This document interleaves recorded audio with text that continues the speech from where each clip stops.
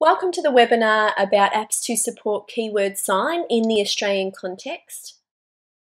Whilst there aren't any apps in particular that have been developed by Keyword Sign Australia at the time of recording this, there are a number of resources and online reference tools and also apps that are out there that have been developed with Auslan signs, and as you'll see from the introduction to this, they are still highly relevant for the use of keyword sign in the Australian context. My name's Katie and I'm one of the speech pathologists with the Spectronics consultancy team, and I'm also a keyword sign presenter. And I do want to just acknowledge the work of Amanda Hartman and Shah Cullen in this webinar as well, because it really is a joint effort of all of the ideas and searching of different apps and things that we have found and posted in blog posts, etc. So thanks to those guys. It's offered as part of a wider Spectronics online subscription, and I'm sure you've checked out some of the other titles, but if not, please go to spectronics.com.au/online. But first up, what is keyword sign and why do we need to consider keyword sign? So keyword sign, you may have known about keyword sign as Makaton in the past, and you may have been trained in Makaton, and you might be thinking, what is the difference? Makaton and keyword sign, really in terms of, I'm not going to go into why it has changed now to keyword sign, but really in terms of using the signs and doing the signs, there is no difference.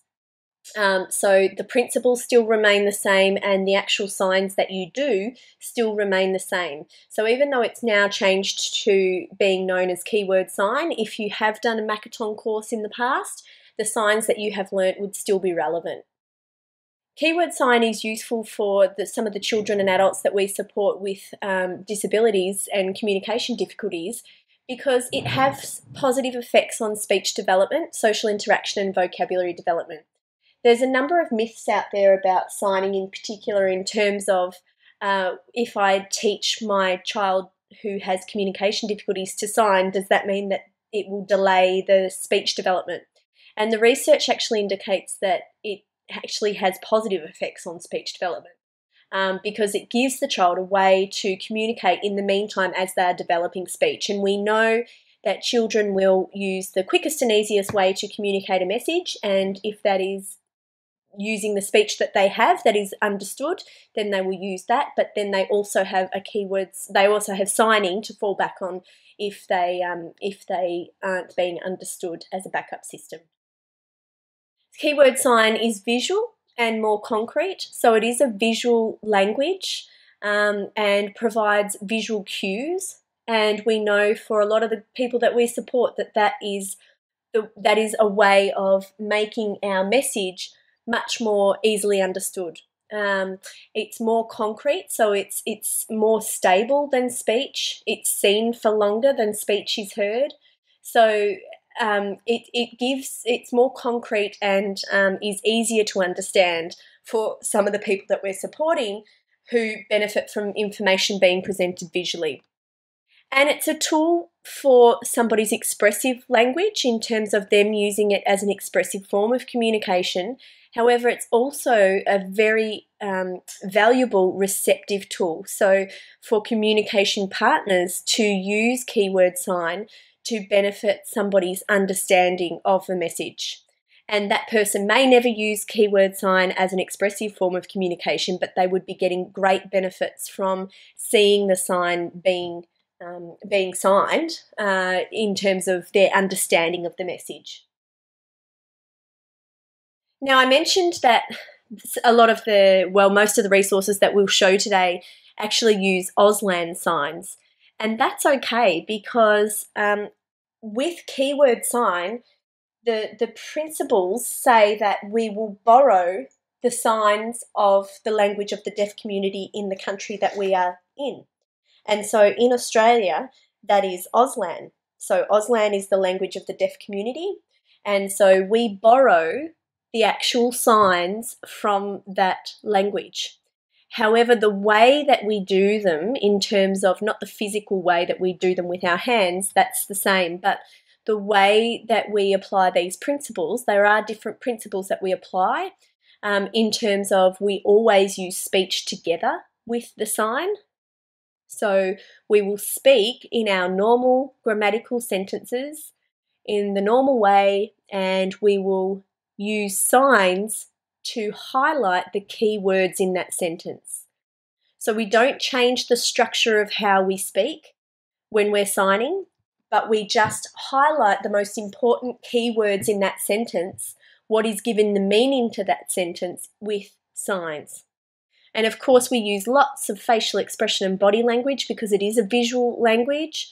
And so we're wanting to give visual cues such as facial expression and body language because we want to make it as simple as possible for the listener, for the person that we're communicating with, to understand our message. We use direction and placement as well, which is important because we want to create that visual picture for people.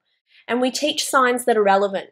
So there's no use starting at page 1 of the book and going right through to the end of the book. We really need to teach signs that are relevant to the context of that person, and that includes scripting activities so that we know exactly what signs are going to be used on a regular basis and therefore remembered and practiced and used functionally. In terms of the benefits of using keyword signs, there's huge benefits of using keyword sign, but just some of them are that it provides visual information to accompany speech, like we would provide a picture timetable to accompany what we were doing throughout the day using speech that benefits some of the people that we're working with. This provides those visual cues as we are talking. The signs last longer than speech. So if I give a verbal instruction to somebody, often unintentionally, I am giving way too much information, too many directions at once, and not breaking it down into easy, manageable chunks. Whereas when I'm signing, it automatically makes me slow my speech down, highlight important words, and simplify what I'm saying. So that all provides good language models for the people that I'm working with. And because it is a visual language, it promotes and maintains attention and eye contact. So people are drawn to be looking at the sign, and so it helps to get their attention and maintain that attention.